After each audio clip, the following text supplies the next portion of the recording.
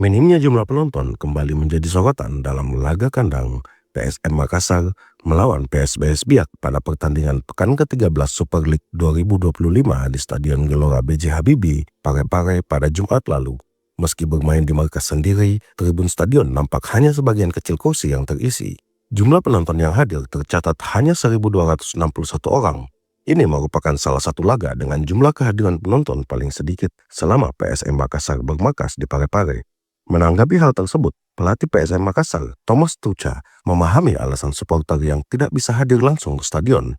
Menurutnya, untuk menyaksikan pertandingan di Stadion B.J. Habibie Parepare, para supporter harus berkorban untuk melakukan perjalanan setiap 2 minggu sekali.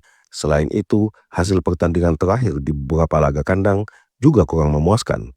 Pelatih asal Ceko ini berharap kedepannya PSM Makassar dapat memberikan performa yang baik agar dapat mengundang dan meyakinkan para supporter untuk hadir di stadion.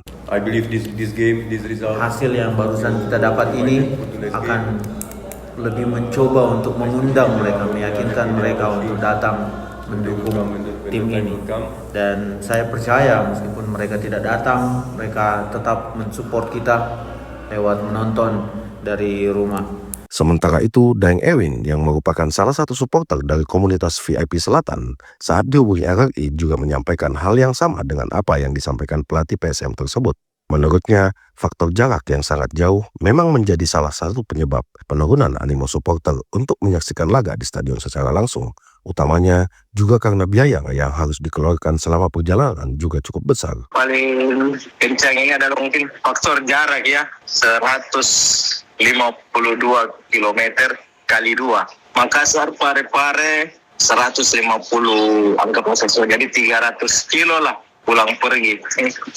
Itu faktor pertama mungkin jarak, jadi ada mungkin kejenuhan atau capek yang biasanya berbanding lurus lah dengan biaya. Meskipun demikian, Ewin menyampaikan pihak supporter akan tetap memberikan dukungan penuh kepada PSM Makassar meskipun tidak sampai ke stadion, tetapi doa dan dukungan moral akan tetap mengalir dari seluruh komunitas pendukung. Informasi selengkapnya dapat Anda baca di portal berita kami rri.co.id dan jangan lupa untuk mendownload aplikasi RRI Digital di Play Store.